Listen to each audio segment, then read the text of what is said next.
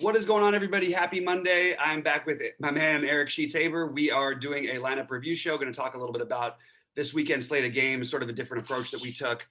Before we get into it, I do want to give Sheets credit for nailing one very specific thing, which is this is not a week, and not to say that you couldn't have won big if you did stack games and all that stuff. But if you look at the winners of the millionaires, especially the ones where the 250s and the 1500 and all that stuff, we're talking about people who, I mean, I looked at Head Chopper won the million on FanDuel on the 250, and he won it without pairing. He played Jalen Hurst without a receiver from that game, without a receiver of his. He played him with just a bunch of other stuff that all fit in well. It was literally no correlation really, and I thought that was interesting. You sort of said that it's going to be about building the best lineups, and that was right on. Yeah, the term I used was I thought it was like a stock picker's market. Meaning that you weren't going to just win stacking games. You'd have to kind of pick and choose from your from different pools, and just hopefully you were right. So let me share. Let's do it this way first. Let me share my screen. And the first thing I want to do, and it's very interesting, is I want to share my my 2+2 and we're going to start with that. Then I'm going to do the 150s. So before the Tony Pollard news came out, okay. This is where I was at on my top left. I had Murray, I was playing Kamara, Fournette, and then I had Hopkins, and then I had Ayuk, which wasn't ever changing. Sanders, Kmet, and the Seahawks. Now, the guys that were never changing for me were going to be Murray, Kamara, Ayuk, and Sanders and Kmet. That's where I was at.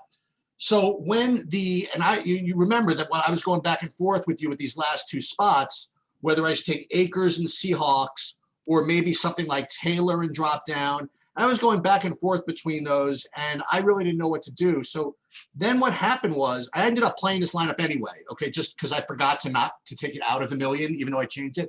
So I played this one. So, but then when the Power news came out, I then just did some things a little bit differently, and I will show you kind of where I ended up, all right? So I ended up doing this instead. I ended up getting rid of Fournette because I was able to get up to Henry. So I got up to Henry and used Pollard.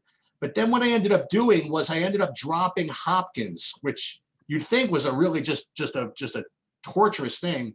And I ended up using Christian Kirk and only got 6 points. But as it turned out, this actually turned out to be better. It ended up with 168, which was fine. And it turned out, so what happens is you see 5-11, but that doesn't matter. The only guys that I'm in contention with for the playoffs is TJ. He got first by 2 points. Now it's 4 combined. And he ended up with Jalen Hurts, and he ended up busting on Traquan Smith and the Bucks. Thank God for that. Then the other guy who's in the playoffs is Stampede. I beat him by 6 points, so he's in third. He went, as usual, a little bit different. He went with Lamar and went to Lynn Bowden and Irv Smith, and the rest was pretty much the same as me. And then all the way down here was Ray of Hope, who's distant fourth. He's like 20 points behind. He ended up with like a full Tampa stack. He went with Brady, Fournette, Godwin, with a Hurst run back. But what was interesting is one thing that all these guys did, what the other two guys did that I didn't do, is I didn't play Kelsey. And as a matter of fact, I was never getting to Kelsey in this. I just, for whatever reason, was so just kind of set on what I was doing that I ended up not being able to spend up for Kelsey. And I guess thankfully he didn't really go ballistic, or that could have been that could have been interesting. So this is kind of where I ended up, and I'm in good shape. As you guys, if you guys might follow it there, it's 3 weeks. Fourth place gets 0. So it was good to have one guy kind of start off 20 points behind, right?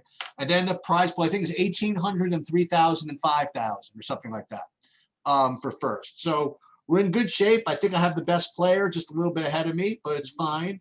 And so we're kind of in business now. Again, you might think, how did I ended up on Kirk? I mean, honestly, I was just down to the last 2 spots, and what I figured was I put Kirk alongside with Sanders, and if I really had problems, I could swap. But as it turns out, there was no place to swap to. Like, I just didn't really think about it. You know what I mean? So I ended up, like, even with when I had these guys left, I was like, okay, I wasn't getting off of Murray, I wasn't getting off of Kamara, and there was really no other combination I could have come up with. So I was just kind of left with it. So So the Kirk play, I mean, you'd think that why would hell would I play this? But I think what it is, I got rid of Hopkins, so I wanted a little bit of correlation with Murray, which obviously I didn't need. So that's how I ended up with this. And no matter how many ways I could have switched it, this is probably where I was ending up, like right around these points anyway. So Yeah. So that's kind of where I was at. I like that. I think it makes sense. I mean, what you did try to do it just from your positioning and everything. Like I mean, obviously the Kirk one was a little bit different than what most people were doing, but I thought it made a lot of sense yesterday in that matchup. And yeah, I think it makes perfect sense. I think, looking back, we all wish we would have played the cheap running backs that all got there and all that. But on this kind of a thing, it was interesting because the chalk, you could argue, I don't know. I got way heavy on Fournette later on because I realized Pollard would keep him lower owned, and I played a bunch of them together. It still didn't get me anywhere I needed to go, but this is essentially basically a very similar lineup to what I would have played. And well, what's funny also is that there was one. It's so funny. There was one variation of this where I had actually ended up, instead of Kirk, I ended up on Corey Davis, who scored $1 billion, but it cost me somewhere else. And I'm telling you, it just, there was really no variation where I was going to really smash or get crushed. I ended up with that. So let's look at the 150, which again, I almost never play the 150, but I played them all, and I actually made $265. But for me, it's interesting because I want to show the difference between my exposures and Bobby's. Now, so this was me. This is what I did. When it came down to Fournette, Henry, and Pollard, I ended up playing like zero of all of them. I ended up just really thinking that either Fournette or Pollard was just going to be so uber chalky that in this tournament I just wasn't going to play any of them. So you check this out. So where I ended up was, obviously I was overweight in Kamara, but I had like 55% Hopkins, right? And then 50% Kyler Murray, 45, and then I ended up going crazy on 45% Goddard. And so I was like really heavy up here, and all those other running backs, like you really have to go all the way. I want to say zero of all those guys. So I ended up doing well because of this, right? Because of the Hopkins and Murray. And they both smashed, and that was whatever. I ended up getting to where did the Chase Edmonds come from? Can I ask you that? Yeah, so honestly, I had Edmonds and Murray, not Murray. I had Edmonds and what's his name, Drake, and I just felt that Drake was going to be just much more popular. And so I figured if they were going to both have 50% target share, I was going to get well over on him. I didn't expect to get 35% of them, especially at 0.3% or whatever. But what was weird is like when I went through, I actually manually went through my ownerships before, my exposures before I hit send. And I always wanted to get like 5 times, if I could, like 3 to 5 times over. And I never wanted to really get like 10 to 20 times over. But like I was looking at it, I'm like, I played it off. I'm only going to take 10%. And I guess that's a leak of mine because like it seemed like David Johnson had like 9 times the field on him. Awesome. I guess I didn't need that much. You know what I mean? So that's something. I doubled the field on Corey Davis, things like that. I also took a really big stand, which didn't work out, on TJ Hawkinson. I liked the play. I still like the play. I really thought he was a good play. Yeah. And it just didn't kind of work out. So overall, that's how I ended up. That's how I ended up doing. And now you look at it the other way. Like, so this is Bobby. So Bobby's your exposures were just the exact opposite. But like, so you had like Henry and Fournette as like 2 of your top guys. Now, with that said, you weren't like particularly over the field on them either. You know what I mean? No. You were just right alongside of the field. It looks like your 2 main sources of leverage were Cooks. Actually, your big one was Brandon Cooks. Look at that. Brandon Cooks. Sanders. Yep. And some guys, I mean, some of these guys actually did well. I mean, Antonio Brown had a good game, obviously. Yeah. I actually, I didn't take the thing that you pointed out as well as I wish I would have. And it made sense to me even, but I still, when I'm making 150 lineups, it's so hard for me not to want to be on the high correlation side and not try to get creative with some other things. But at the same time, I also probably, looking back at like just looking at my list, I think when the late news broke, I wanted to get more and more of Pollard, but I didn't really do it in this tournament. I did it in my high buy-in stuff because I felt that, you know what, I can get my exposure there. I probably have, I was probably ahead of the field on him in terms of actual dollar amount invested, even though I was behind on my 150 individual lineups, partially because I thought that, well, to use him in these fields where he's going to be, extremely chalky, I'd rather save that for the tournaments. I mean, he's in my main $1,500 buy, and the big lineups that I played, he was in those ones, but he wasn't in these ones as much because I wanted to try and get some of the lower ownership guys and spread out and take a few shots on some guys who I thought were going to be too low owned. I can't believe I only ended up with 14% of Christian Kirk, because I actually thought I had him at like 25%, I think, to start with. But then I started whittling down and making some different plays. And yeah, it just wasn't really my week. I mean, it was still going to be a profitable week for me going to the end because I was doing well in the high buy and stuff. And I literally just bubbled the 1,500. I won money on FanDuel, which is always nice. You know what I mean? I had I literally played 3 lineups on there, and like 2 of them were just, not the nuts, but they were one play away from being basically the nuts. I don't know. So it just wasn't really my week. We did really differentiate in the way we were doing things, but I like to, at the end of the year, spread out a little bit more because I feel like there's so much more variance in these games. We don't know when somebody else, the quarterback's going to come out. They're going to give some young guys some more run. So I tried to play a lot of that stuff, and I tried to play a lot of cheap receivers that just didn't really work out and spread them out, and none of them really quite got there. So you know what I do, which is kind of cool. I'm going to give these guys another plug. So when I use, was one of the builds I had from just for as an example, from Saberson that did my, when I optimized everything. So what they do is after I put my projections in, I tweak my thing stuff a little bit, they'll throw out lineups like this, and they'll actually list like which of these, what stack types, like how many of them you have. Mm-hmm. So what I like doing in a situation like this is what you can do is, so like I don't want any 2x4. So what you could do is you could actually manually like get rid of all of them. You know what I mean? Right. Like you say, I don't want any 2x3s. I don't want any 3x2s, whatever it is. It'll automatically fill in, whatever. So what I ended up doing yesterday, again, was not, I didn't have any with 3 wide receivers. I really didn't have any 2x2s.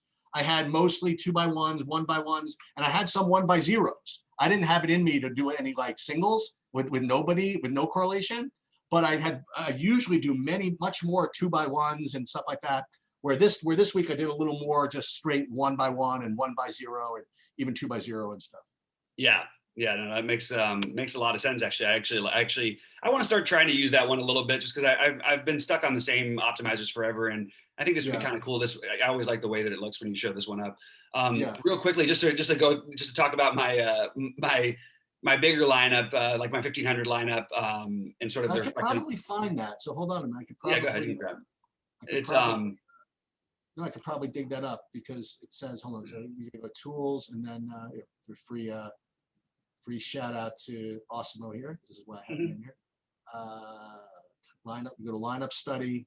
That's all within Fantasy Cruncher. Yeah. And then which is the one? Oh, this is the one, the 1,500, right? This in here. So we do this, and then shout out to Papa Gates just killed the usual suspects. 1.5 million yesterday on there. Not a problem. Right. Okay. So what you do is you just go like this, and then you go BobbyFi, and then. Literally like it was less than 1 point away from cashing, which is frustrating because like there's not like a glaring hole in this lineup. It's not like there was anybody that was a terrible play or anything like that. It was a little too chalky, but it's not like anybody. Does it have the whole thing there? Yeah, well, this is it right over here. Yeah. So I mean, it's pretty. Everybody was double-digit points. It wasn't like there was anything terrible. I just was a half a point short.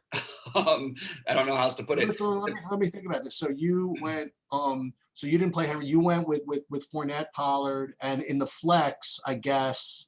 Oh, you played Bowden. All the sharp players ended up on Bowden. I ended up playing. He did well, right? He was, he didn't do well enough. He had 10 fantasy points, but he had targets. I was trying to get the game stack, so I've ended up with Hilton. I wanted to play Antonio Brown instead of Hilton. Obviously, that would have been enough to get me at least a few $1,000. But I wanted to run back a little bit in that Houston Indianapolis game. And by the way, just to show you how high variance this game is, Indianapolis, Watson throws what would be touchdown last minute. The guy fumbles it as he's going into the goal line, which would have put that game into overtime. Given Watson enough points to get over. I also had QT other places with Watson and on FanDuel and stuff.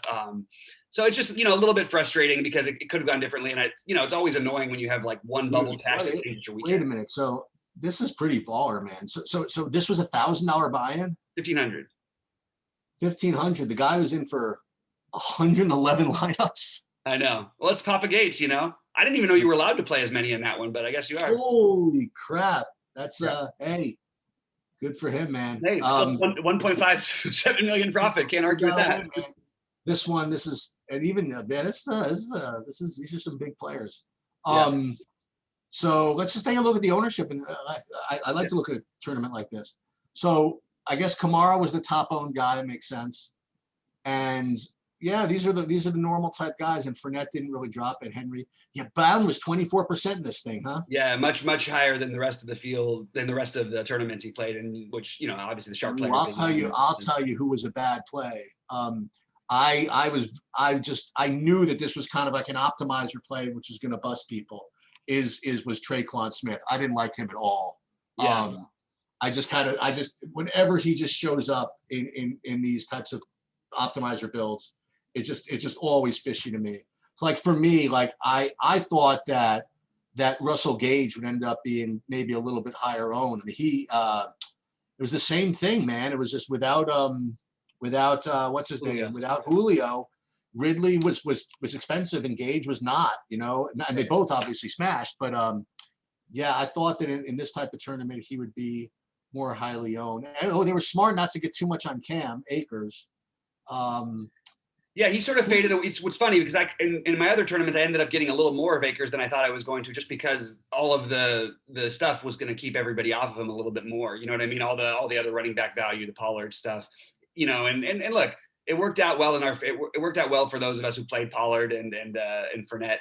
And I think that was a really good way to go. But at the same time, like there was plenty of other options you could have used and spent that money on the receivers instead of the running back. So while we had this high variance week, maybe looking back at what I would have liked to have done differently is, even though it worked out okay in terms of numbers, I think the right thing would have been maybe for tournaments to try and use a wide receiver in your flex instead of a running back.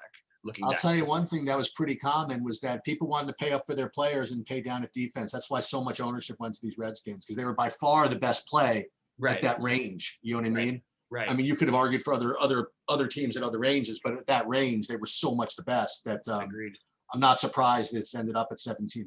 And I realized like my lineup was too chalky, so I played the Arizona defense over the Seattle defense. Arizona, I mean, like they got one more point. It wasn't a big difference, but I liked the idea of a lot of times if you get 3 times the ownership on defense, and you just take the one that's owned 3 times less, especially when they still have upside too. But anyway, yeah, it's just, it wasn't quite my week. I actually felt pretty good about the process. It reminded me of something else I want to touch on real quick before we get out of here. Sheets, I went through I'm doing all my taxes from the previous years. And what I'm finding is over the last 2 years, for some reason on FanDuel, I've made so much more money than I have on DraftKings. Like significantly more, almost 5 times as much the last 2 years. And previously it had always been the opposite. And what I end up doing with my lineups, I always go through DraftKings all the way. I spend a lot of time on it. And then FanDuel, I'll put in a few lineups that have all of my sort of same thought processes. And I'll look at the ownership difference and notice what people are doing, and just maybe adjust a few things accordingly, but basically play a similar lineup that I would play on DraftKings, just more condensed and more, just exactly who I want. And I think that's really sometimes can be a better method. And I need to find a way to get, I've always been really, really good at large field multi-entry stuff. And it's been a little bit of a down year for me in that, especially in football. So I'd like to work on my game a little bit. And one thing I could take from you a little bit, I think that I need to harness in a little bit more on my core 4 or core 5 for football the way I do with basketball. I don't play 20% of everybody in basketball. In football, I've been doing more of that because of the high variance and then the injuries and all the things that have happened. But I really think overall trying to get 40-50% of 4 or 5 guys at least is a smart general strategy to try and use that I haven't been implementing enough. You've mentioned that before, by the way, about the concept of not worrying too much about being site specific. In other words, take your best plays on DraftKings and just throw them in on FanDuel. It kind of statistically feels bad, right? Right. From my perspective. Well, because of course, because it's just, they're different salaries, different whatever.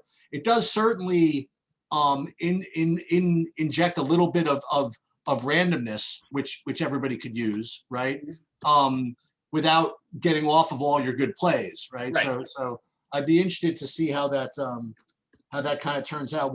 By the way, one other thing I want to just bring up is, so your one sports pick, not your one sports pick, was the Jets plus the points over the Rams first of all, thank you very much. They knocked out like 30% of the survivor pools that were left. So that helps me. And the other thing, this is really annoying. I was off to a ridiculous start in the afternoon slate. I ended up making little money. I made a play, which I swear to you, I'm like, okay, and in an afternoon slate, this guy's going to be 25% owned. So I played Ty Johnson from the Jets. I like it. Yeah. He was 0.8% in like the afternoon slate. Okay. Yep. And I'm like, he scored all the points a couple of weeks ago, and they're against the Rams. My logic was they were going to be behind, right? So that they're going to have to go whatever. The first possession, they gave him the ball every time. He shredded them, got a touchdown, and then basically got like one touch the rest of the game. It was like they were almost trying to tank, and McVay just wouldn't let them. You know what I mean? That's how much McVay wanted to lose that game, apparently. So I was off to like 13 points from a 0.8% owned guy in an afternoon slate, and I'm like, oh, let's go.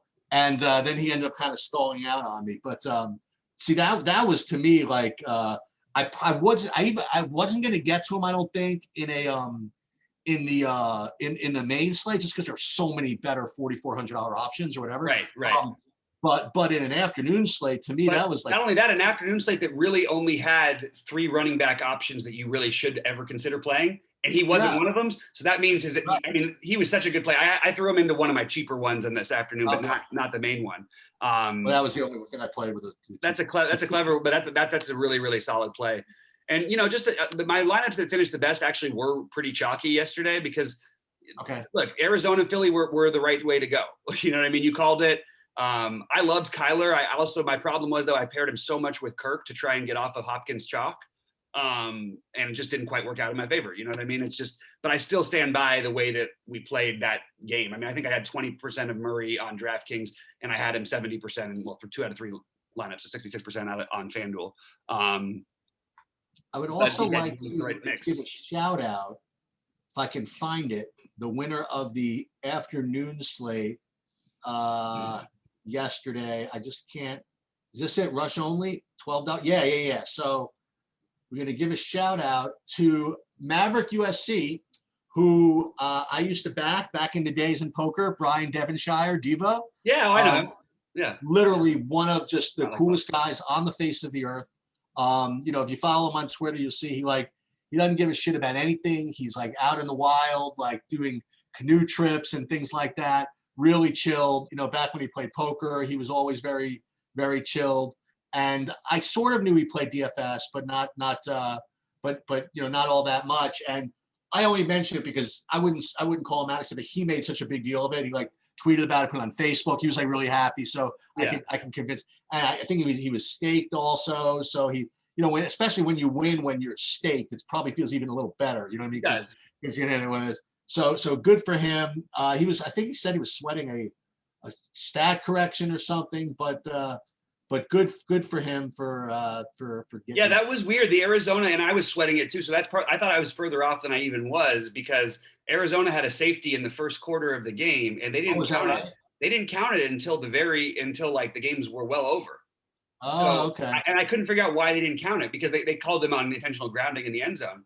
But you have to call that a sack safety, right? Like that's what it is. Yeah. So, and they didn't call it for either of them. So I was kind of a little bit, tilting on that one, but then it still left me a half a point short of getting money anyway. But congrats to Devo. Yeah. I don't know him well, but I've met him a number of times and always thought he was a nice guy. I always thought he was a fun follow because he lived sort of how I used to live when he was playing poker. He's playing poker all over the different places, lakefront view and stuff like that. But he came back from so